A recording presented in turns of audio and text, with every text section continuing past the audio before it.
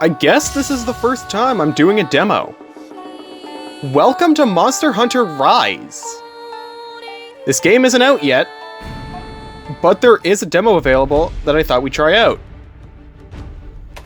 I'm gonna say Slay the Great Izuchi. What weapon do we want? This game offers us a bunch of weapons. However, I'm going for the Great Sword.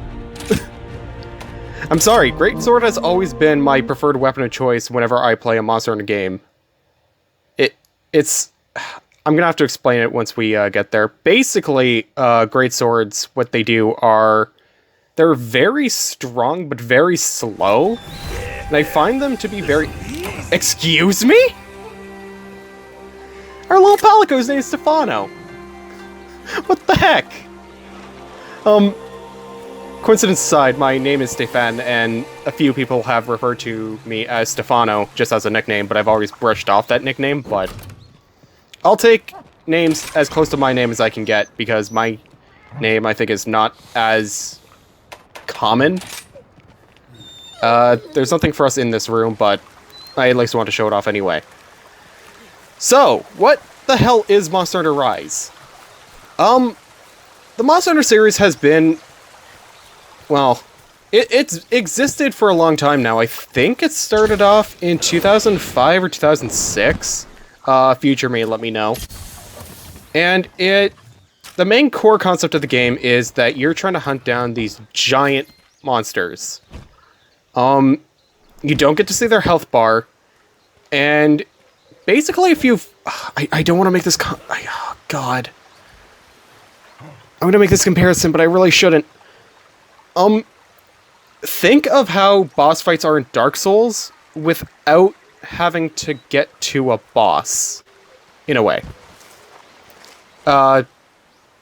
Because with say Dark Souls, for example, you basically go, and when you're fighting the boss, you may not succeed on your first attempt.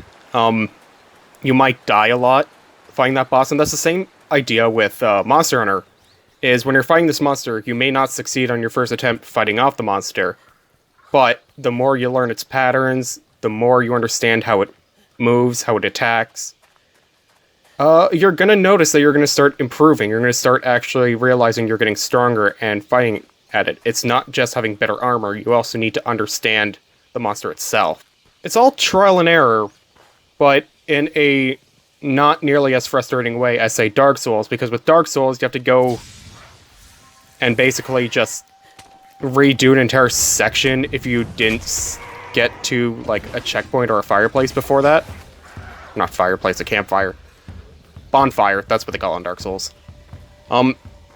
That's why I prefer the gameplay in Monster Hunter more than I like Dark Souls. I'm never gonna get into Dark Souls because of just how many times I have to repeat a specific area just to get to a boss. Like, if Dark Souls was just a boss rush, I probably would like Dark Souls a lot more. But it's not. And for the people that like Dark Souls and say, oh, you just don't understand your real game. I have people, I have literal Dark Souls fans in my game development classes telling me, yeah, that's fine, the game's just not for you, just don't worry about it. It doesn't make you any less of a gamer. So, like, back off. I shouldn't be belittling any viewers I have like this. Something new to Monster Hunter is that thing that you just saw, a Spirit Bird. Sometimes these things will carry pollen on them that gives you a tiny little buff while you're on the hunt. I see the Great Izuchi is right there, but this game's really pretty, and I at least want to see a little bit more of this area before we have to fight this. So bear with me while I explore. Also, it gives us time to prepare because we actually just upgrade our health a little bit. I guess the next thing I can talk about is, I guess, my history with Monster Hunter, because, I remember the first time I saw Monster Hunter was in, a Nintendo Power magazine. I think it was the March? No, it was the February issue.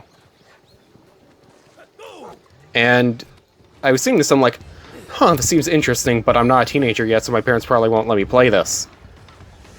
And that was Monster Hunter Tri, I think, which, ironically enough, my first Monster Hunter game ended up being Monster Hunter Tri Ultimate, or Monster Hunter 3 Ultimate as it came to be known later. I don't know why they changed it from, like, Tri to 3 within the 3 years that ended up being released, but yeah. The one game I saw, or the first Monster Hunter game I saw, ended up actually being my first Monster Hunter game, even if it took 3 years in a re-release before it happened. Oh! I didn't realize we'd be encountering an Arzuros either. Let's get another fight in here. Let's fight the Arzuros while we're at it. So, as I was saying before, the Greatsword is slow, but it's strong. If you know what you're doing with this thing, you can wreck house with it. It's the one weapon I've always felt comfortable with every Monster Hunter, and I'm glad to see that the changes they put into World were carried over onto, like, Rise for it, because they made the Greatsword a lot more mobile, while also retaining damage, which means it's a little bit faster, but you still have to, like, master how to use it.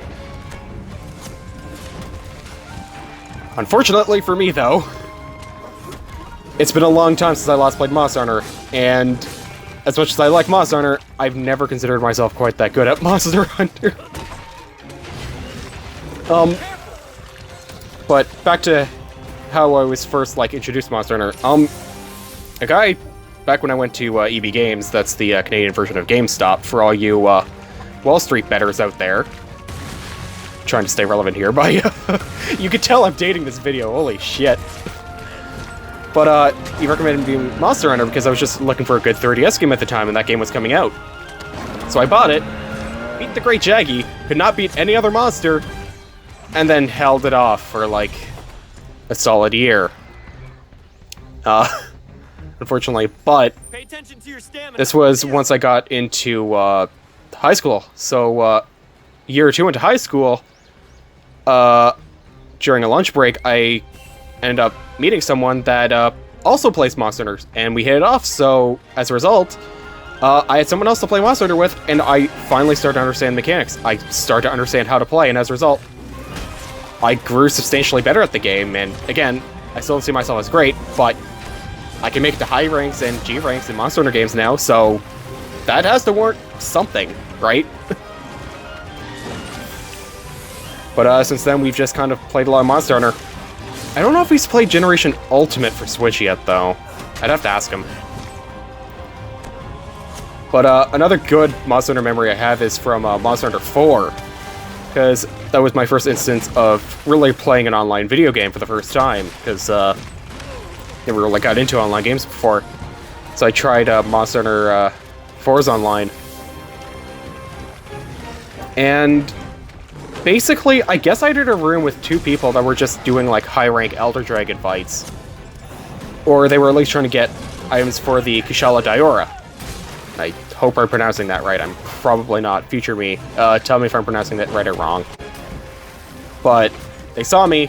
They realized I didn't really have a high rank at the time. They were like, are we sure we want to let you in? Like, I don't want, like, low-level players playing, because this first time playing, you're not going to do that well.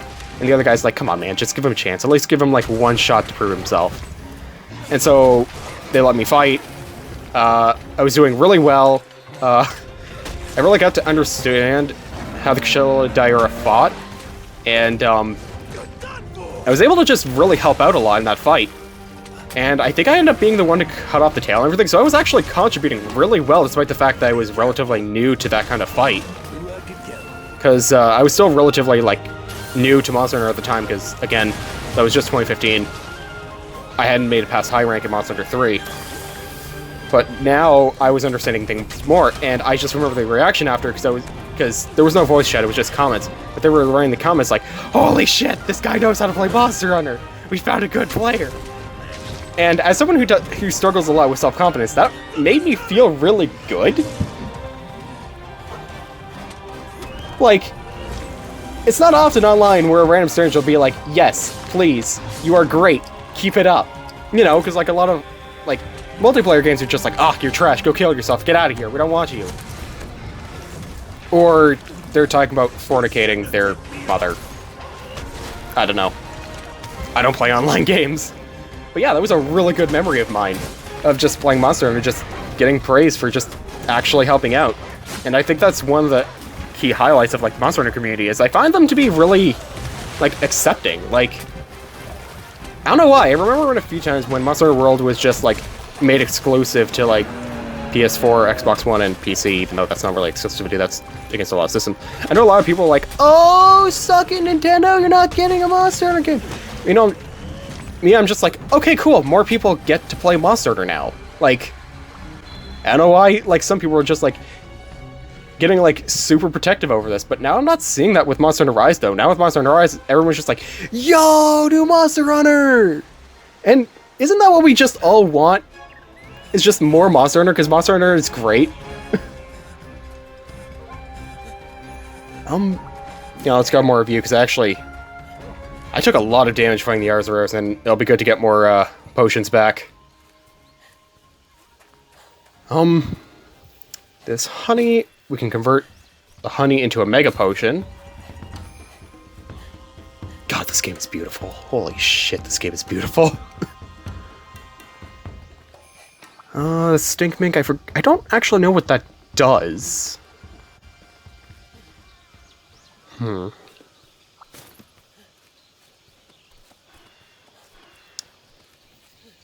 you supposed to be a Jagras? I don't remember them saying Jagrases were in this game. I remember them saying the Great Jaggy was, but... whatever. I guess we'll find out when the game comes out. Bam! And that's the Arzuros slain. That was actually really fun. Unfortunately, we can carve it, but we can't keep the material, unfortunately. But yeah, that's one monster down, and I at least hope to show one more. I could show the Mizutsune, but I'm still getting relatively new in this one, and it's going to be a long time for me to understand that. Plus, the demo's expiring soon, so I at least want to get something out. More quality of life improvements by getting the scroll wheel. And by pressing A, you can actually see we can ride on the Palamut. Also, the Palamut's a completely new mechanic that I, for some reason, didn't bother to explain for some reason. We get a doggo, and as much as I'm not a dog fan, I am totally fine with them adding a dog to Monster Hunter. It'll help in... So, I guess the best way I can describe it is, whereas the Palico is more for support, the Palamute is more for attacking support, so it'll actually attack, or effectively attack the monster more than the Palico will. Or as you saw in the Arzuros fight, the Palico was actually trying to heal me. Let's get out of here and start looking for the Great Izuchi. Not gonna lie, I'm getting a lot of Okami vibes from this area. I really do like the aesthetic, and aside from the fact this game is taking a lot of Japanese aesthetics, I really do hope we get more, like, diverse areas. Also, the Great Izuchi's right here, so let's fight it. This one, from what the previews were saying, is that it'll attack in basically threes. The small, littler Izuchi things will actually fight, or attack you first, with the Great Izuchi fighting, or its attack coming in last. So basically it's like a 1, 2, 3. And I thought that was really neat. I don't think I've ever seen like a more rhythmic monster before, even though it's not really doing it like that. But anyway, let's actually... Oh shit. Oh shit, are we actually gonna just be able to do a massive damage to it right off the bat? 404 attack, baby! Oh, that's perfect. Also, now you're seeing where it's actually attacking patterns of 3. Where it's like that boom 1, boom 2, boom 3. So let's grab the Suzuki material. I wonder if this is a monster where you can actually cut off the tail, or if that's just not a thing they're allowing for the demo. Oh, that was perfectly timed! That thing could have attacked us, but we attacked it at the right time to allow us to flinch it. That was perfect.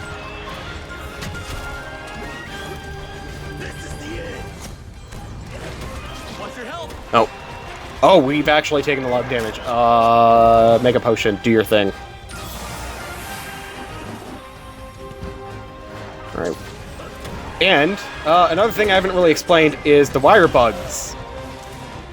What the wire bugs do is, it kind of acts like a half grappling hook, half like lasso, also half like a hook shot from Legend of Zelda.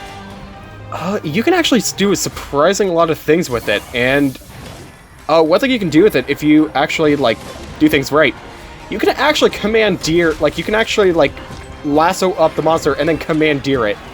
I think that thing's called, like, ride mode? I don't think I'm going to get the chance to do it, but I did it in a previous thing, in a previous run of this mission, and it is fun to do. It's actually really satisfying to pull off. Something else we can do is that our weapons will get dull after a while of, like, constantly hitting things, and we actually need to, if we want to, like, maximize the amount of damage it does, we have to resharpen it, which is what the whetstone does. And thankfully, it looks like they finally realized that no one wants to deal with having millions of whetstones and just made an infinite use. That or it's just the demo. I hope to God it's just, like, infinite use, though, because that would be, like, a big quality of life thing that I would enjoy. Okay, now that the smaller Izuchis are gone, this thing can only attack once. It doesn't have, like, a 3-combo attack to hit us with. This thing should be getting down to the wire, though, I feel like. Yep, there it is. It's limping. Also, it's like, its fur was getting frayed and everything, so it really did seem close to just being done. Let's get back onto the Palamute and follow it. Not gonna lie, I was kind of hoping to see the pagoda area, but I think that's further up in the mountain. English. It's further up in the area, and I don't think we're gonna ever reach that area. Oh well. Still, I'm really glad I was able to see, like, just a lot of this, though. This is really beautiful.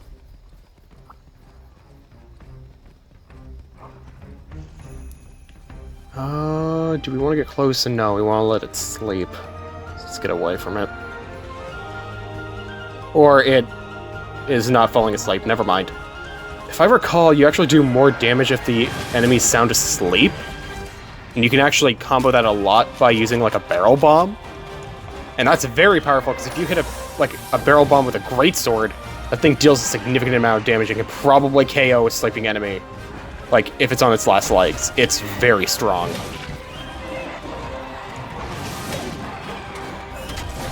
Alright, now we should be able to kill it. Finish it off! Quest completed. Hell yeah.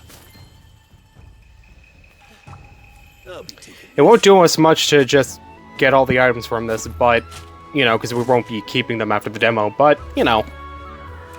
Let's reap the reward about actually, like, hunting it down. And, you know what? Let's make a mad dash towards this place again, because it was a really nice looking area. But yeah, this is Monster Hunter Rise. It's been really fun so far. I think I'm gonna like this a lot more than I did with World. I wasn't the biggest fan of World, but that comes from, like, not... Or it came out at a time where it wasn't really the most opportune time for it to come out. If I do another video on Monster Hunter Rise, I might elaborate on that further. But otherwise, yeah, that's been Monster Hunter World. I've got one more side story, in the works. And then, next time, it is an entirely new Let's Play. See you guys then.